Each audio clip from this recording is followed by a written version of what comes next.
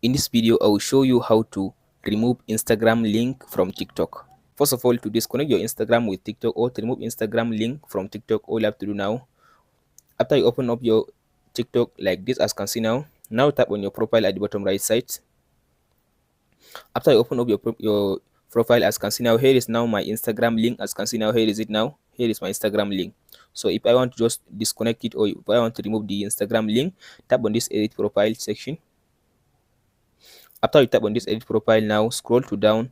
As you can see now, here is where it says social. As you can see, here is social. So here is my Instagram, and here is the Instagram username. So tap on this. As you can see now, tap on the username. As you can see now, here it says all link Instagram. So tap on this confirm. Now if I tap on this confirm, now it will all link my Instagram and my TikTok account. So tap on the all link.